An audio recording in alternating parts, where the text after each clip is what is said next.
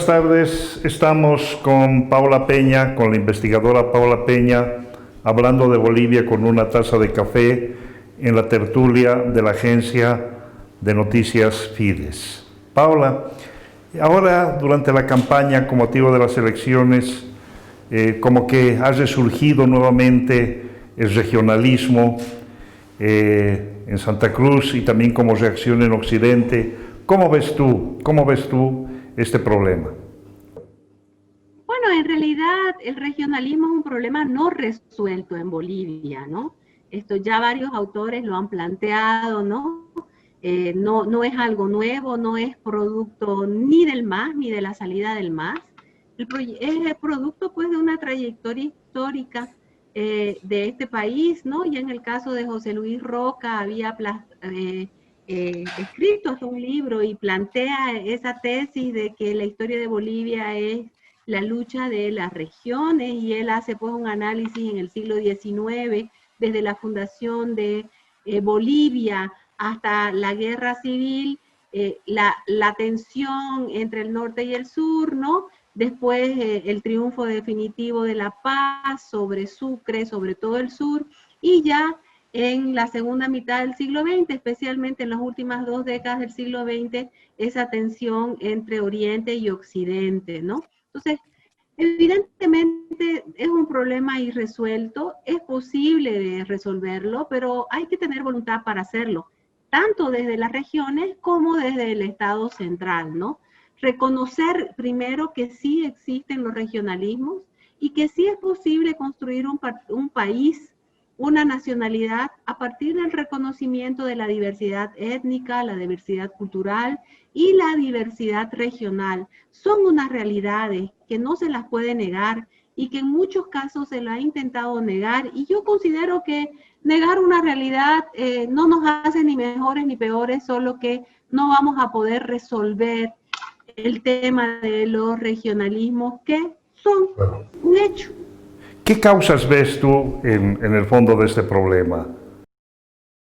Mire, yo creo pues que son diferentes historias, ¿no? O sea, compartimos algunas cosas, tenemos diferentes historias, no es lo mismo la historia de Santa Cruz y el Oriente, digamos, ¿no? Ni en términos de población indígena prehispánica, ni en términos del proceso de colonización, ¿no? Ni en términos del desarrollo económico, ¿no? Entonces creo que más bien esto nos da muchísima riqueza, y el reconocer las diferencias, el reconocer esas diferencias étnicas, ¿no? Que si bien se ha tratado de reconocer con la última constitución, 36 lenguajes, 36 idiomas también, ¿no? 36 pueblos, eso creo que es un avance positivo, ¿no? Porque usted muy bien sabe que en los años 50, con el triunfo de la Revolución Nacional, lo que se buscaba era la homogeneización, y no es que lo buscaba el MNR, esa era la tendencia global, ¿no? Homogeneizar, ¿no? La castellanización, el no reconocimiento de las presencias de diferentes pueblos indígenas, el no reconocimiento de regiones distintas, ¿no? Entonces creo que si usted me pregunta una causa es el no reconocimiento. Si los bolivianos somos capaces de reconocernos distintos, pero a pesar de nuestras diferencias, compartir un país, compartir una patria, compartir un proyecto nacional hacia el futuro, ¿no? En el que la sumatoria de todos hagan parte de ese proyecto nacional, creo que tendríamos la posibilidad de salir más rápido hacia adelante, ¿no?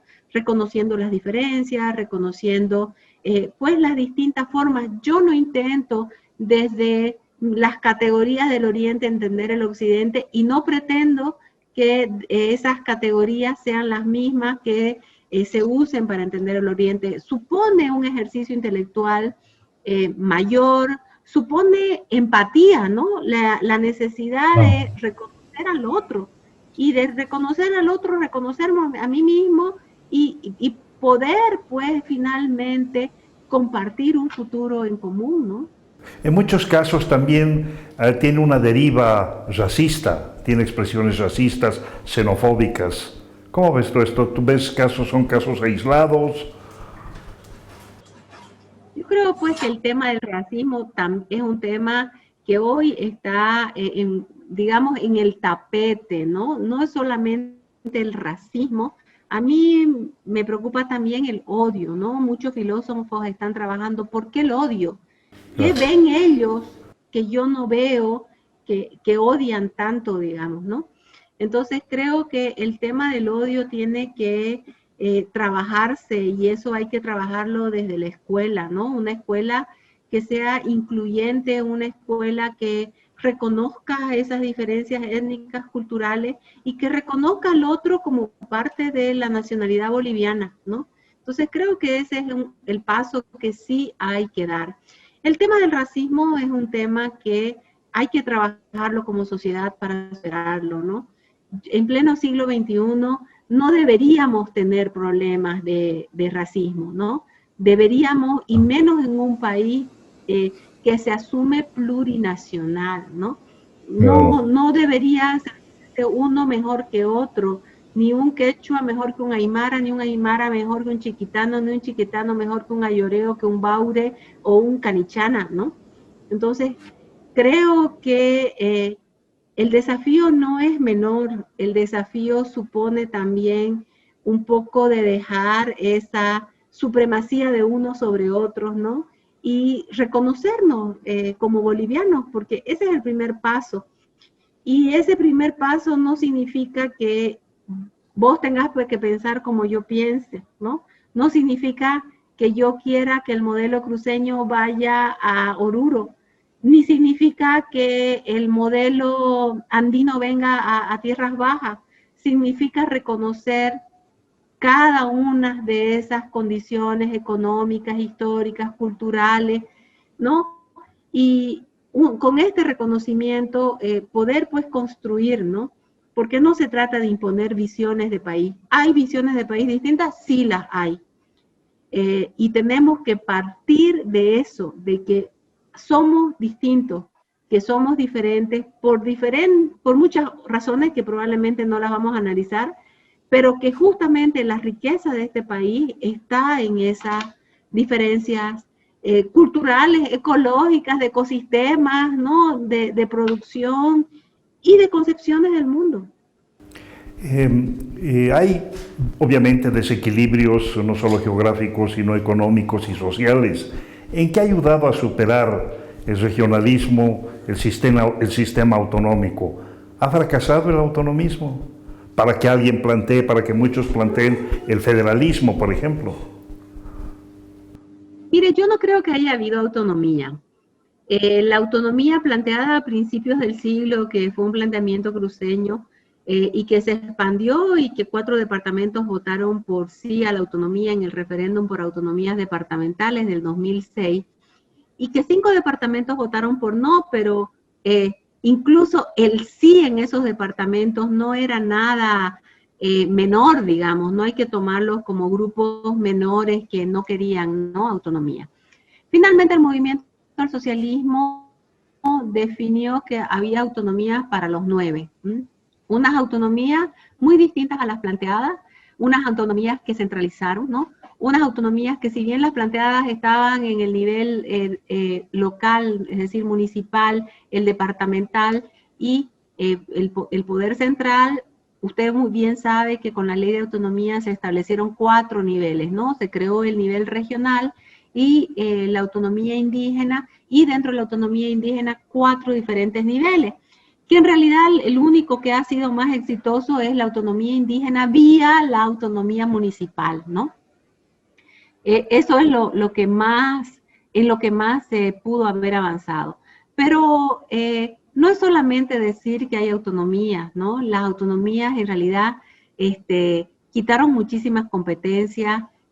La ventaja del modelo autonómico es que las competencias incluso se las puede ir dando de acuerdo a las capacidades de cada uno de los departamentos, ¿no? A diferencia del federalismo, ¿no? Que el federalismo ya supone una profundización muchísimo mayor, pero si hay un departamento que, dando por ejemplo, no tiene las condiciones económicas para asumir su sistema de salud, el Estado central lo puede seguir asumiendo hasta que ese departamento sea capaz de asumir esa competencia.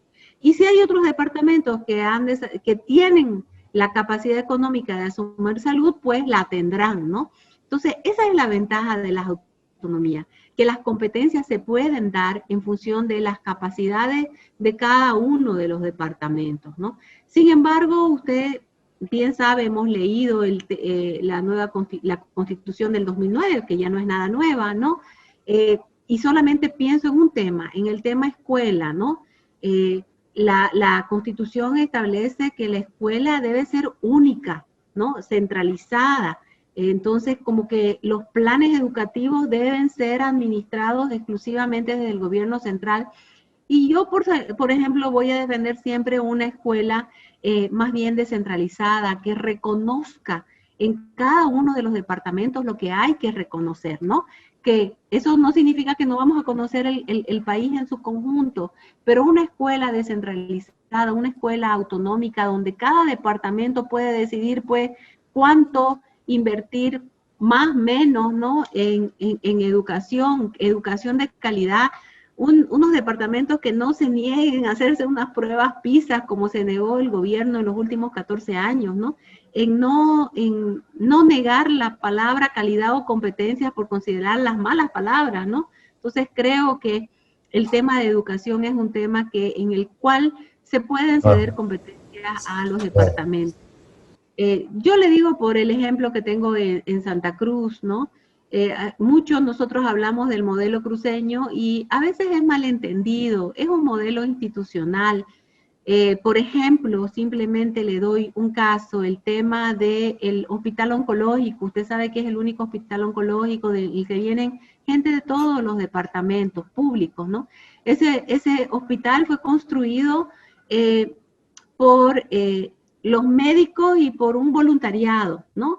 Que después con la que funcionó muy bien, después con la ley de participación popular pasó a ser administrado por el municipio y ahora también ya con la nueva constitución la gobernación tenía algunas competencias, ¿no?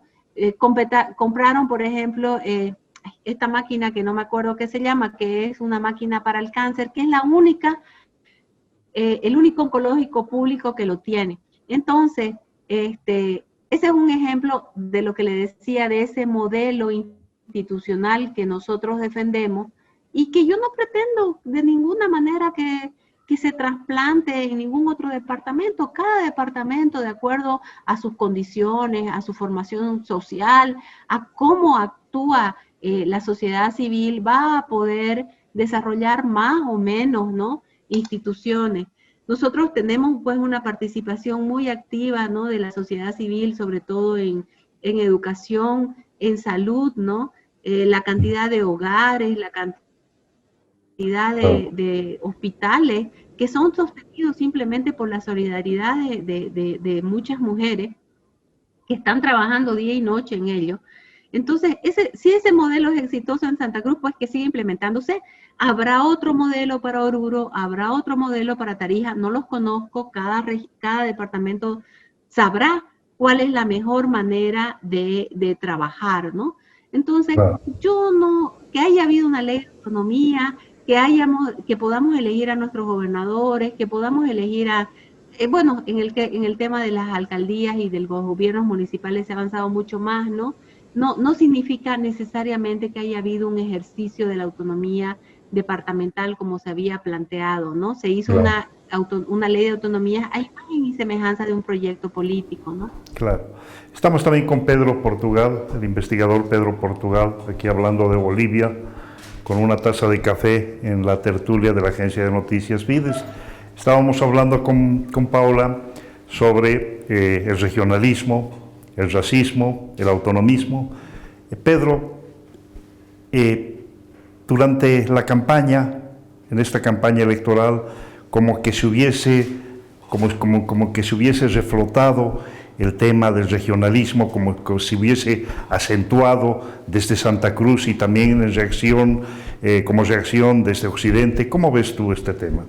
Sí, evidentemente, o sea, me parece que en Bolivia en momentos especiales, que son momentos difíciles, se vuelven a plantear los temas que son de urgente solución en el país.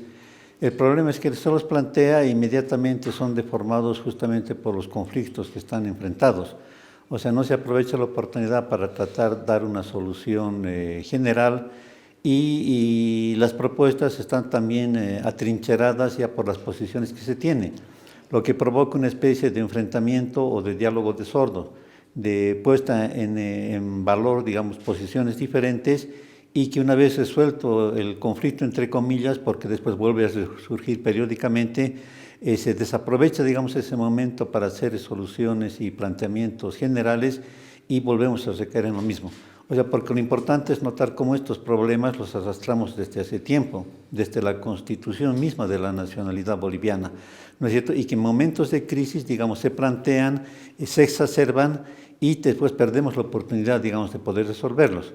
Lo importante sería que en este momento de crisis que tenemos se despierte una nueva conciencia. ¿Cómo implementar una vez que las aguas se calmen? Porque en Bolivia sucede esto siempre, después llega un momento de apaciguamiento, se aprovecha el momento para replantear, digamos, algunas cosas esenciales y podamos solucionar estos problemas que frecuentemente nos llevan al enfrentamiento e incluso a veces a los linderos mismos de una división de la territorialidad y de la Unión Nacional. Claro, en momentos de crisis como que se resurgen mucho más o se notan más estos problemas, incluso con connotaciones racistas. Así es, así es. O sea, uno de los problemas que arrastramos es que no hemos logrado hacer una entidad nacional. Lo importante es lo siguiente, o sea, ninguna nación-estado que se ha constituido en el mundo ha partido de bases homogéneas o de situaciones ideales. La nación-estado ha sido siempre una creación artificiosa para solucionar, digamos, justamente problemas de identidad. Pero lo que hubo es que ha habido inmediatamente el deseo, digamos, de eliminar diferencias que podrían resultar perjudiciales sin eliminar, digamos, las identidades. O sea, no, ahorita que no hay persona que pueda plantear, digamos, un ejemplo de Estado-nación en el supuesto, digamos, en la imagen peyorativa que había de uniformidad o de asimilación. Eso es absolutamente falso. O sea, ha habido necesariamente la instauración de formas estatales homogeneizantes porque es lo elemental de toda función estatal.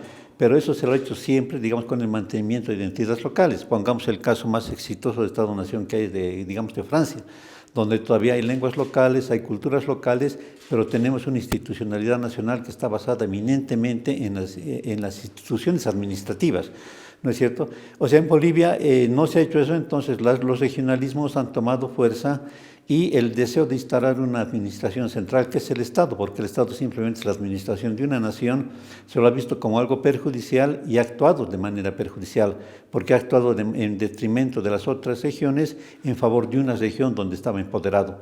Recordemos, por ejemplo, que cuando hubo la guerra federal en Bolivia, en 1899, era porque había un centralismo, esta vez en la región de Sucre, y Bolivia era La Paz era la que reclamaba el federalismo. Curiosamente, digamos, se triunfa en la guerra federal y La Paz vuelve a ser la parte centralista, ¿no es cierto? Se olvida de la reivindicación federal y nuevamente empiezan a cundir los mismos problemas que deberíamos haber evitado desde el principio. Paula, ¿por qué es tan difícil construir esta identidad boliviana, esta bolivianidad? Bueno, en primer lugar, saludar a don Pedro Portugal. Yo no lo conocía, yo recibo todo el tiempo el boletín que saca, Pucara, ¿no? Así es, mucho gusto. Igualmente, muchos saludos. Siempre lo leo. Nosotros, por ejemplo, decimos Pucará, ¿no? Y es la misma palabra. Simplemente son pues esas diferencias. Y me alegra mucho coincidir con usted, ¿no? Porque evidentemente, usted, don Juan Carlos, ha de haber visto que si bien él no me escuchó lo que yo dije, él prácticamente hemos coincidido casi un 100% en cuáles han sido los motivos del fracaso de la creación de la bolivianidad, ¿no? Y yo planteaba, don Pedro, de que en tanto y en cuanto el Estado central no reconozca las diferencias étnicas, culturales y regionales que hay en este país, va a ser muy difícil construir una nacionalidad. Cuando se quieren imponer una sobre otra, o el caso más claro, el del 52, con el intento de homogeneizar, que más bien dio como fruto, pues, el resurgimiento de esas identidades, ya sean étnicas o ya sean regionales. Evidentemente el movimiento del socialismo no ayudó tampoco en el reconocimiento, porque no basta con que yo diga, este es un país de 36 naciones, hay 36 lenguas, ¿no? Vamos a hacer una educación en 36 naciones. No se trata solamente de leyes, porque de leyes estamos cansados, hemos tenido muchas leyes, no bastan, son nominales, necesitamos acciones claras y para mí la primera acción es la transformación de la escuela, una escuela que realmente el niño se sienta representado en esa escuela, ¿no? El niño de Guarayo o el niño, qué sé yo, de Achacachi, tengan la posibilidad de que esos textos escolares no sean tan lejanos, sean más bien con su propia realidad. Entonces, solamente así, tener empatía con el otro, no es fácil. Es un trabajo intelectual, es un ejercicio muchísimo mayor simplemente juzgar al otro con mis valores, ¿no? ¿Cuál es el camino, Pedro, para la construcción de esta bolivianidad? Yo creo fundamentalmente empezar a tener confianza en nosotros mismos, en la capacidad de diagnosticar nuestros problemas y de solucionarlos. Entonces, esto no significa, digamos, una ilusión o un desvarío de tipo nacionalista y cortarnos del mundo, sino de ubicarnos más bien en el mundo como se ubica cualquier región o cualquier potencia, cualquier nación o cualquier subpotencia, cualquier país dependiente, digamos, cualquiera que sea su estatuto. Todos nos colocamos de acuerdo a nuestras posibilidades, pero en una situación de independencia. Y nosotros nos ubicamos siempre en situación de dependencia. Es por eso que nuestras élites, al haber fracasado en constituir un Estado-nación, periódicamente siempre han copiado las recetas que venían de afuera, incluso recetas muy buenas, pero que se han mostrado negativas. El periodo del MNR era un momento en que el nacionalismo a nivel europeo cobraba auge y lo hemos copiado malamente y aquí no ha salido nada. Y el MAS justamente copió una moda muy interesante, muy noble también del multiculturalismo, ¿no es cierto?, que hacía furor, digamos, en la academia y en los ámbitos internacionales, pero cuya aplicación acá ha sido intrascendente, por no decir incluso a veces perjudicial en algunos aspectos.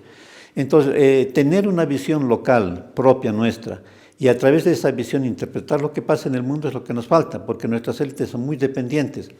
Ahora, me llama mucho la atención justamente la propuesta que acabamos de escuchar, la función, por ejemplo, de la escuela, porque es muy diferente cuando vemos nosotros lo que el padre de familia o el alumno busca cuando entra en una escuela, sea esta en Achacache, en Montero, en Yacuiba, en cualquier región de Bolivia, y lo que piensan nuestras autoridades nacionales. Nuestras autoridades nacionales hacen con problemas que no tiene, digamos, la base de la población. La base de la población siempre entra en un sentido de integración nacional y de adquisición de saberes y de conocimientos que le puedan hacer que la persona, su región, su familia, puedan ser viables y puedan avanzar en un determinado contexto nacional e internacional. Y el Estado a veces razona en términos de que la cultura es un problema y por eso trata de homogenizar, o que la cultura es un sobrevalor y trata de exacerbar, digamos, los particularismos locales. Y en ambos casos son, digamos, contraproducentes porque se hacen cosas que la población no quiere, que el niño no espera. Y se pierde no solamente tiempo, se pierde dinero, se empiezan energías y se crean gérmenes de problemas políticos que después se manifiestan. O sea, el germen de cualquier población, de cualquier habitante en Bolivia es sentirse boliviano, ¿no es cierto? Y segundo, de adquirir los conocimientos, las vinculaciones a través de su cultura. Entonces la cultura no es algo para desarrollarla, ni para exacerbarla, ni para recuperarla. Es la manera como cualquier persona en cualquier parte del mundo accede a la realidad contemporánea y al conocimiento de los otros. Y se hace, digamos, además en un proceso donde esas culturas van perdiendo sus aristas y van haciendo, se van creando cada vez cuerpos más comunes, más interrelacionados, digamos, de comunicación con las personas. Entonces, cuando hubo en el gobierno, hubo malamente una interpretación mala y negativa de lo que era la reivindicación cultural. Y quisieron establecer ciertos elementos, unido esto a los temas de las autonomías, etcétera, que no lograron cuajar y que significó una pérdida de tiempo, a mi modo de ver, de 14 años, que se podían haber utilizado de manera mucho más proactiva. Ahora, ¿en qué voy? no discutimos a la cultura como una vivencia, porque todos tenemos una vivencia local, y realmente, y la cultura es aquello con lo que hemos nacido, modos, usos y costumbres que se transmiten a través de la familia. Entonces, y esa cultura cotidiana, esa cultura, digamos, vivencial, es una cultura que nos sirve, digamos, de medio para transportarnos a niveles más grandes y más amplios. Entonces ahí entra lo simbólico. Y la noción de patria, la noción de relación entra en el nivel simbolismo. Y en todos los países, en cualquier parte del mundo, la gente se ha unificado en base de símbolos que representaban una unidad más grande de la que uno vive a nivel local. Ya está, por ejemplo, la bandera. Y hemos tenido, digamos, antes de que esa bandera, la tricolor, pueda representarnos a todos, ya hubo el deseo de poner otra bandera más, que nos representaba a nosotros localmente en el altiplano, que además era una bandera política, porque nació con un grupo político, el MITCA, y irónicamente terminó representando a otro grupo político, el MAS, y que perdió, digamos, la posibilidad de tener una visión global, nacional. Es justamente porque un símbolo tiene que depasar un origen estrecho y tiene que representar a toda una variedad. Y ahí se vulneró lo que podía haber sido la representación nuestra, que era la tricolor boliviana. Y hemos entrado en una espiral absurda.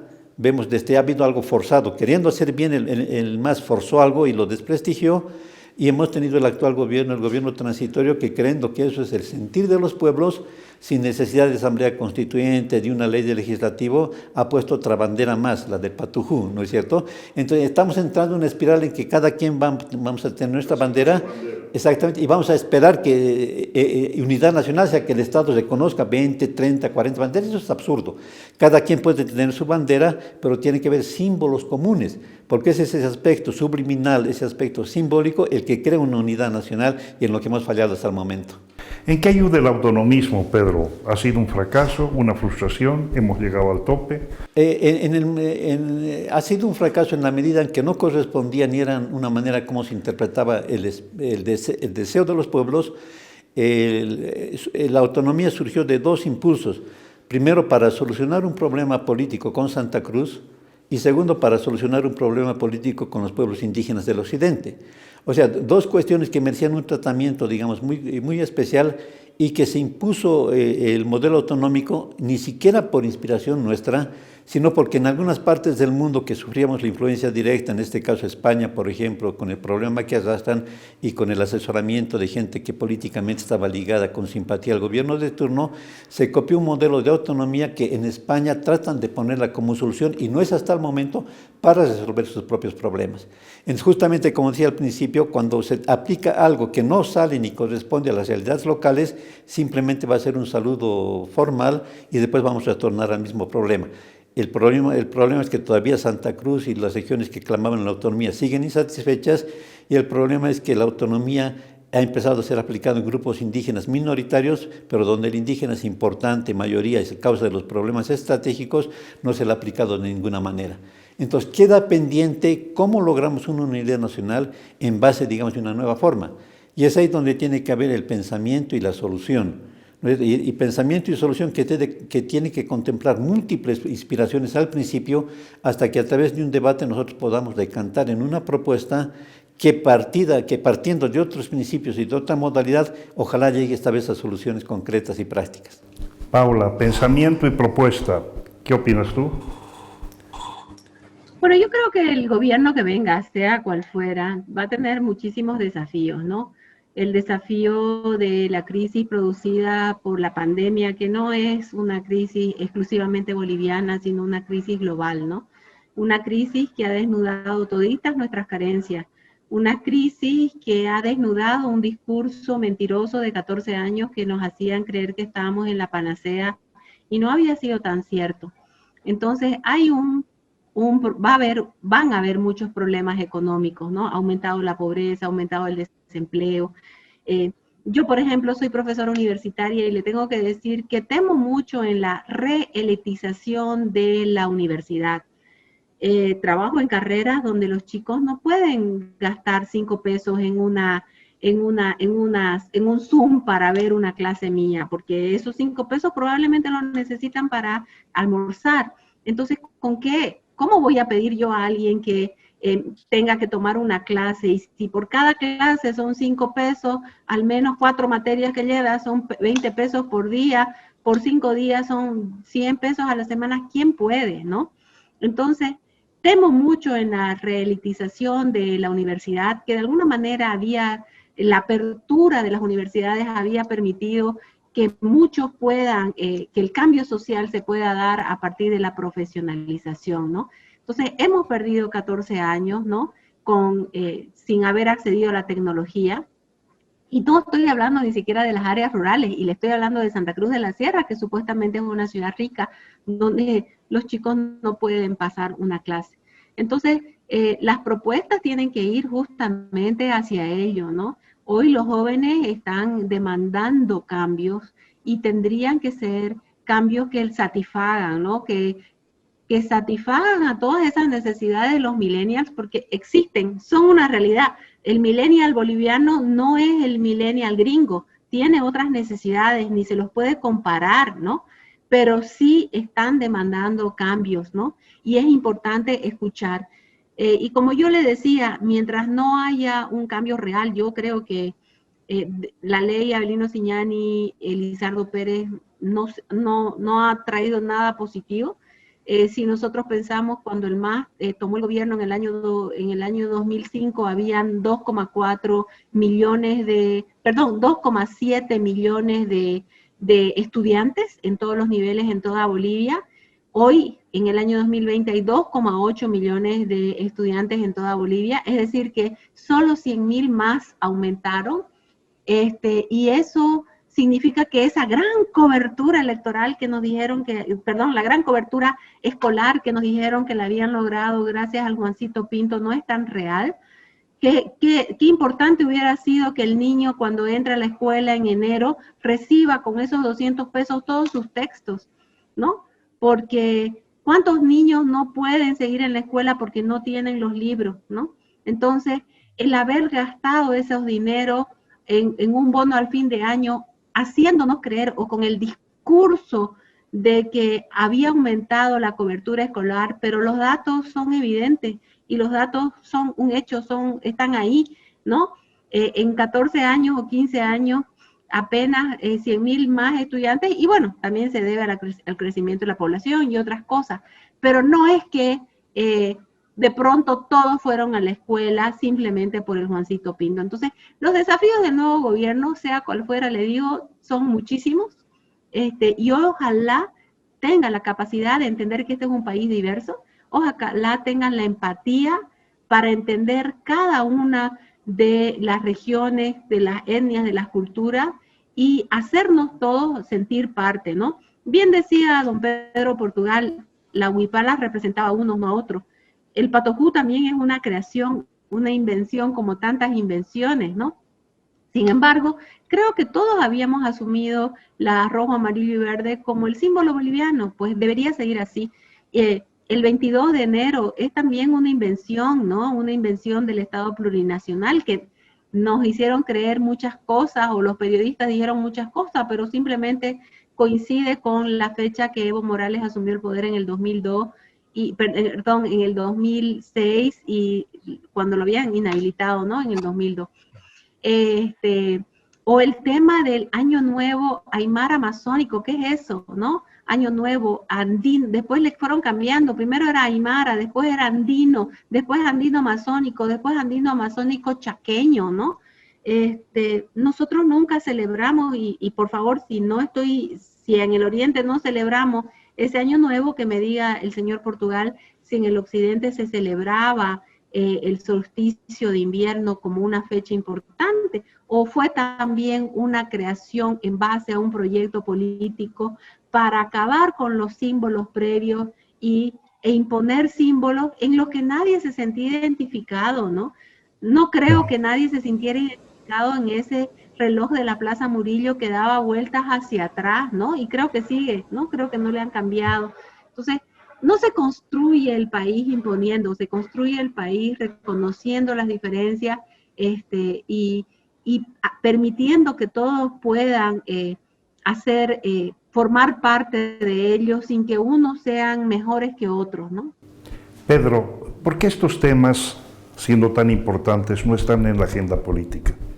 Porque todavía recién están entrando a los niveles de discusión y de decisión quienes son portavoces y pueden defender puntos de vista parecidos.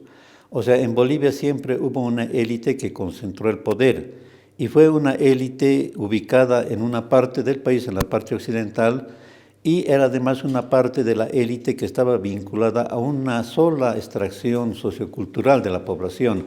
Eran descendientes de hispanos o con vinculaciones europeas recientes. Entonces, cuando un país está formado por instituciones malas, que no sirven a la mayoría, pero que sirven a una minoría que tiene el poder, esa minoría incluso inconscientemente la reproduce y la impone. Y sirve para coartar y para impedir las manifestaciones de todo el resto del país. O sea, no solamente tenemos el caso de Santa Cruz, donde Santa Cruz es escuchar porque hay un empuje económico grande, pero no estamos escuchando la voz de Potosí, no estamos escuchando la voz de Tarija, no estamos escuchando la voz de Chuquisaca. Y son regiones terriblemente postergadas, ¿no es cierto?, de la misma manera que otras regiones. Y si escuchamos ahora la voz del occidente, de los indígenas, es porque el indígena es rebelde, especialmente el aymara, y porque periódicamente hace sentir su descontento y muestra, digamos, su empuje. Pero esas cosas conmueven a las élites, pero no las modifican.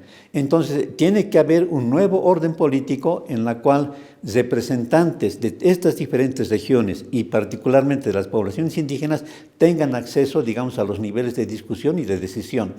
Lo que ha pasado es que, entre tanto, se ha formado un esquema colonial que satisface a quienes tienen el poder y que adormece al resto, y que es una cuestión simplemente funcional, pero funcional para ellos, pero no para el resto. En el caso de la población indígena, al estar totalmente marginada, tolera que otros hablen en su nombre, tolera incluso que se den discursos que no corresponden.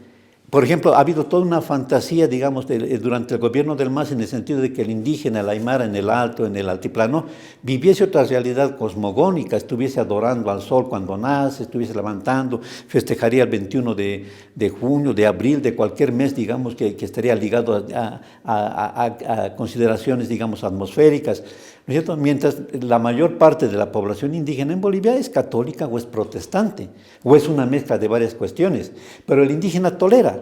El indígena, especialmente el aymara, está entusiasmado en empoderarse, en crecer económicamente, en adquirir el dominio de la técnica, en entrar, pero tolera, digamos, que ha habido un gobierno que ha empezado a desarrollar toda una mitología a su costa. ¿Por qué? Porque cuando se desarrolla una mitología y cuando se explota otros elementos, por ejemplo, el elemento de discriminación racial que todavía hay, el elemento de postergación, el elemento de subestimación, esa parte inferiorizada va intuitivamente a quien le defiende, pero sin darse cuenta que hay cosas perversas detrás, que hay una utilización, digamos, y que en última instancia le impide, digamos, el logro de sus cometidos históricos, que es estar en el poder o estar como cualquier boliviano, triunfar, hacer, digamos, que pueda avanzar, que pueda progresar, que pueda entrar a los grupos de discusión, de dominio y de saber, digamos.